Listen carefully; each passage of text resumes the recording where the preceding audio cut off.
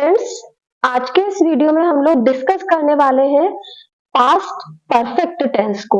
Past perfect tense को discuss करने के पहले आप लोगों को कुछ एक चीजें इस टेंस के बारे में जो बताना जरूरी समझती हूँ वो देखिएगा।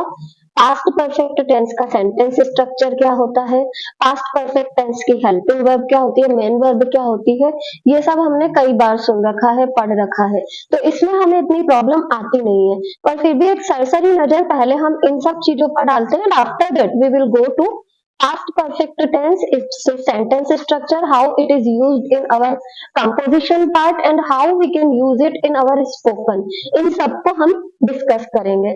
past perfect tense को समझने के पहले ये जानिए कि परफेक्ट और इंडेफिनिट में अंतर कैसे पता लगेगा।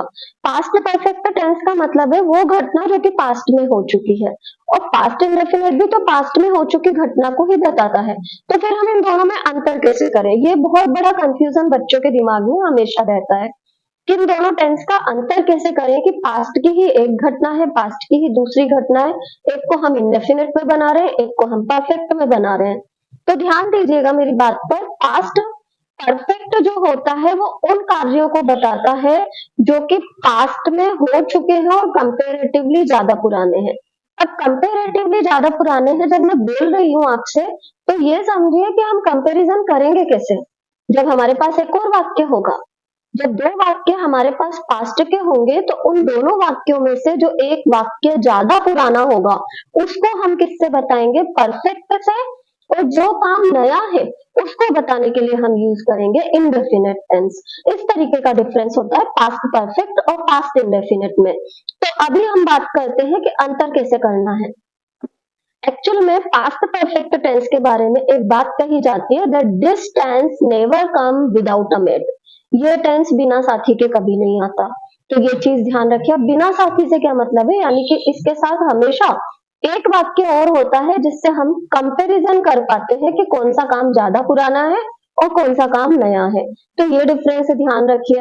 अब जब मैं ये बात कह रही हूँ आपसे कि एक काम पुराना होता है, एक काम नया होता है, तो पुराना काम कौन सा है, नया काम कौन सा, ये कैसे पता चलेगा। जैसे कि मैंने आपसे कहा कि डॉक्टर के आने के पहले रोगी मर चुका था, तो वाक्य पर ध्यान देंगे तो आपको पता चलेगा कि दो काम हुए। एक तो हुआ है डॉक्टर का आना और दूसरा काम हुआ है रोगी का मरना। तो पुराना काम कौन सा है, जो पहले हुआ है। जो पहले हो चुका है वो काम ज्यादा पुराना है, यानी कि रोगी के मरने का। रोगी पहले मरा, उसके बाद डॉक्टर आया है, कहने का मतलब ये है। तो रोगी के मरने का काम जो कि ज्यादा पुराना है वो बनेगा पास्ट परफेक्ट में। और जो दूसरा काम है जो कि नया है, कंपेरेटिवली नया है, या रिसेंट पास्ट में हुआ है, रिसेंटली हुआ है, उस काम को बताने के लिए हम क्या करेंगे, पास्ट इंडेफिनिट टेंस का यूज करेंगे। यानी कि डॉक्टर के आने को हम किससे बताएंगे, इंडेफिनिट से, और जो काम रोगी के मरने का हुआ है उसे हम बताएंगे पास्ट परफेक्ट से। जैसे कि द पेशेंट हैड डाइड, ये हुआ perfect tense, before the doctor came, doctor के आने के पहले पेशेंट मर चुका था।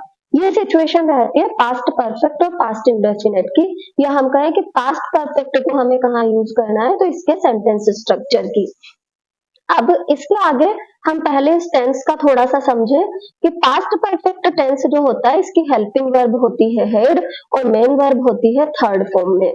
तो सेंटेंस स्ट्रक्चर हमेशा जो मैं आपसे कहती हूँ कि कॉमन सेंटेंस स्ट्रक्चर याद रखिए, subject, helping verb, main verb, object, ये चार चीजें रहती है।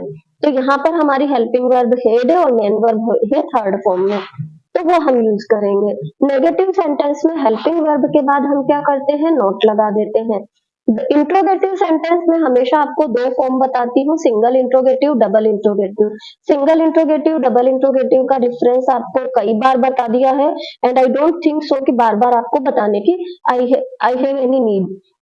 ओके, तो अब हम बात करते हैं कि परफेक्ट टेंस की जो इंट्रोगेटिव सेंटेंस होती है उसकी हेल्पिंग वर्ब कहाँ जाएगी, सब्जेक्ट के पहले जाएगी और फिर उसके बाद सब्जेक्ट आएगा। और अगर हम डबल इंट्रोगेटिव बना रहे हैं तो WH वर्ड आगे ही आगे, फिर हेल्पिंग वर्ब आएगी एंड फिर सब्जेक्ट आएगा। ये अंतर होता है इनके सेंटेंस स्ट्रक्चर में। अब ध्यान दीजिएगा पास्ट परफेक्ट टेंस मैंने कहा doesn't come without a mate, दो सेंटेंस हमेशा होते हैं। तो ये जो दो सेंटेंस है ना, इन दो सेंटेंस में भी जो हमें ध्यान देना है कि एक सेंटेंस ज्यादा पुराने काम को और दूसरा सेंटेंस नए काम को बताएगा, रिसेंट वाले को। तो रिसेंट वाले के साथ हमें इंडेफिनिट यूज करना है और ज्यादा पुराने काम के लिए हमें परफेक्ट टेंस यूज करना है। और इन दोनों सेंटेंसेस को कनेक्ट करने के लिए जो कनेक्टिव वर्ड्स होते हैं when, before and after, when, before और आफ्टर का हम यूज करते हैं इन वाक्यों को कनेक्ट करने के लिए। व्हेन और बिफोर जो होते हैं वो अपने साथ इंडेफिनिट टेंस को लेकर के चलते हैं, यानी कि जैसे हमने अभी आगे एक सेंटेंस कहा था, before the doctor came, when the doctor केम, ये तो होगा इंडेफिनिट में।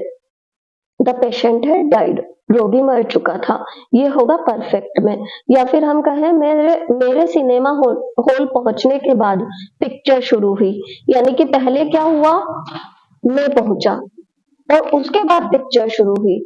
तो नया काम क्या है, पिक्चर शुरू होने का, और पुराना काम क्या है, मेरे पहुंचने का। तो मैं क्या करूंगा, after I had reached the cinema hall comma the movie started. यहाँ पर क्या हो गया, द मूवी स्टार्टेड में इंडेफिनिट टेंस हो गया। और आफ्टर के बाद हमने क्या यूज किया है, हेड प्लस थर्ड फॉर्म। तो व्हेन और बिफोर के साथ तो हमेशा क्या रहता है, इंडेफिनिट टेंस वाले सेंटेंस को रखा जाता है, और आफ्टर के साथ हमेशा परफेक्ट टेंस वाले सेंटेंस को रख करके फिर हम अपना सेंटेंस स्ट्रक्चर करते हैं। ये तो एक चीज हुई। अब कुछ एक आपको एग्जाम्पल से देती हूँ जिनसे कि आपको क्लियर होगा कि स्पोकन में किस किस सिचुएशन में, या जब आप सेंटेंस स्ट्रक्चर कर रहे हैं तो किन किन जगहों पर आपको परफेक्ट टेंस यूज करना चाहिए और क्या कंपैरिजन कैसे मिलेगा।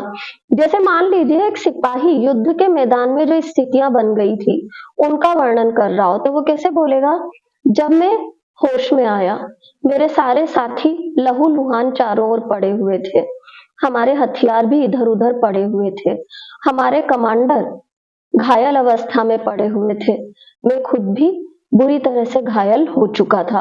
तो ये जो सारा वर्णन वो कर रहा है ना, जब मैं होश में आया, केवल ये जो सेंटेंस है जब मैं होश में आया, ये कौन सा है, इंडेफिनिट में बनेगा, ये नया काम है।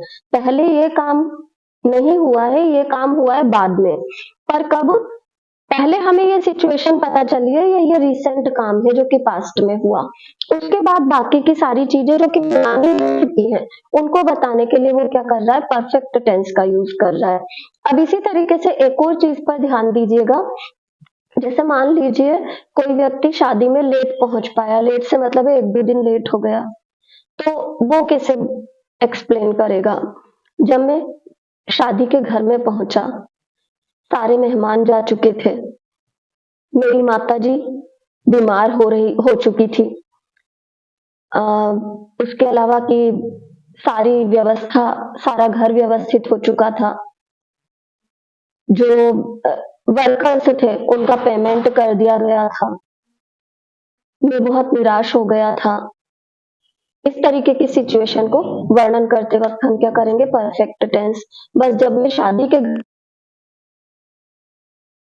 इंडेफिनिट से, उसके बाद का सारा वर्णन किसमें रहेगा, परफेक्ट टेंस में। तो ये सिचुएशन रहती है पास्ट इंडेफिनिट और पास्ट परफेक्ट के अंतर की। तो ये तो एक बात हुई।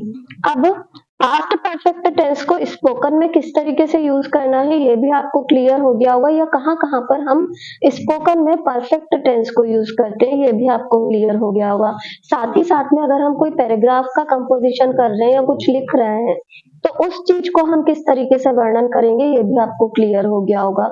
इसके अलावा भी आप लोगों को अगर कोई भी कंफ्यूजन है तो प्लीज कमेंट बॉक्स में कमेंट डालिए, और मेरा ये वीडियो आप लोगों को अच्छा लगा हो तो प्लीज वीडियो को लाइक, सब्सक्राइब और शेयर जरूर करिए। Thank you everyone.